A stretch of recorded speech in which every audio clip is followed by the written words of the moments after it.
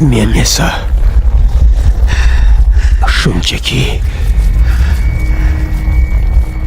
temir odamman. Toni Starkning o'limi barcha fanatlarni qayg'uga soldi. Uqasoskorlar final filmida 6 ta cheksizlik toshlari ta'sirida halok bo'ldi. Lekin uning o'rniga boshqa qahramon ham bo'lishi mumkinmidi va barmoq chertishdan so'ng tirik qolarmidi?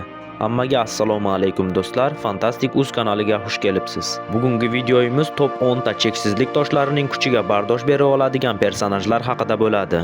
Siz qaysi personajlar barmoq chertishdan so'ng tirik qoladi deb o'ylaysiz? Fikrlaringizni kommentariyada yozib qoldiring. Ekranni katta qilib oling. Bugungi roligimiz boshlandi.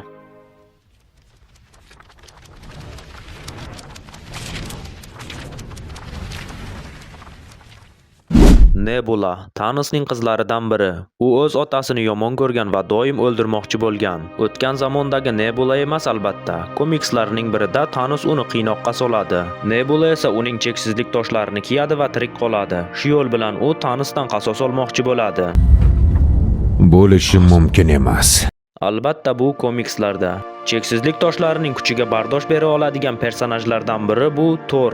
Hatto uning otasi ham juda kuchli bo'lgan. Qasoskorlar abadiyat jangi filmida Stormbreaker 6 ta cheksizlik toshlarining kuchiga bas kelib Thanosni jarohatlay oldi. Film rejissyorlarining aytishicha, agar Thor temir odam kabi barmoq chertganida aniq tirik qolardi. Bu esa uni anchagina kuchli ekanligini anglatadi. Kapitan Marvelni ham ushbu ro'yxatga qo'shsak bo'ladi, chunki u ham eng kuchli personajlardan biri. U oldin ham cheksizlik toshlaridan biri Tesseractning kuchiga bardosh bera olgan va tirik qolgan. Finaldagi jangda bir o'zi Thanosni armiyasi bilan yo'q qilib yuborishi mumkin edi agar cheksizlik toshlari bo'lmaganida. Tesseractdan olgan kuchi unga toshlar kuchiga bardosh berishga yordam beradi. Thanos uni kuch toshi bilan ursa ham unga jin ham urgani yo'q. Qora Pantera, Wakandaning qiroli T'Challaning kostyumi to'liqligicha vibraniumdan yasalgan. U energiyani jamlab jangda qo'llash xususiyatiga ega.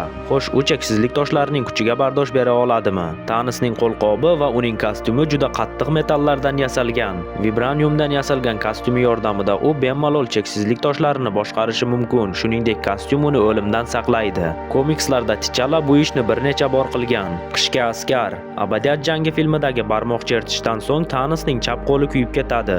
Bakining ham aynan chap qo'li protez vibraniumdan yasalgan. Shunday ekan unga cheksizlik qo'lqobini kiyib barmoq chertish muammo emas. Shuningdek, unda super askar zardob kuchi ham mavjud. Og'ayni, qurolingni sotasanmi? Sotilmaydi.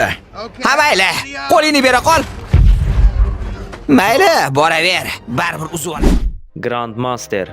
Komikslarda Grandmaster cheksizlik toshlarining boshqaruvchilaridan biri bo'lgan. Thanos bilan bir necha bor to'qnash kelgan va g'alaba qozongan. Thor Ragnarok filmida uni juda kuchsiz qilib qo'yishgan, lekin u million yildan beri yashab kelayotganligini aytadi. Qanday bo'lmasin, u juda kuchli bo'lgan. Filmda esa buni aksini ko'rsatishdi.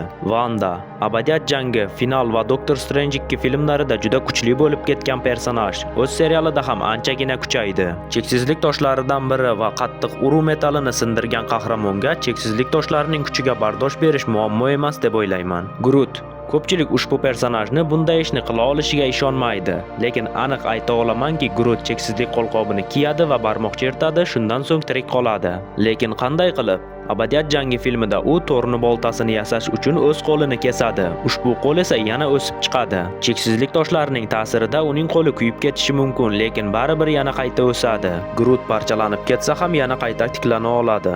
Men Grootman. Groot. Deadpool. Agar u Tony Starkning o'rnida barmoq chertganida, menimcha tirik qolishi hammaga ayon edi. Chunki uning tanasi juda ham mustahkam va uni deyarli o'ldirib bo'lmaydi. O'qlar unga ta'sir qilmaydi, jarohatlari ham juda tez bitib ketadi.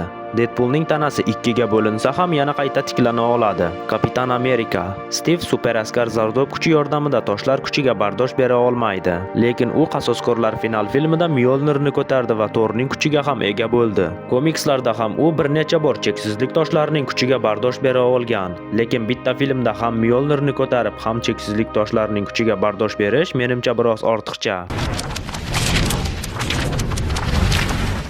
Mana do'stlar, bugungi qisqagina roligimiz shulardan iborat edi. Yana qaysidir personajlar cheksizlik toshlarining kuchiga bardosh bera oladi deb o'ylasangiz, kommentariyada yozib qoldiring. Video yoqqan bo'lsa, albatta like bosib, kanalga ham obuna bo'lib qo'ying. Keyingi qiziqarli roliklarda ko'rishguncha sog' bo'ling, salomat bo'ling.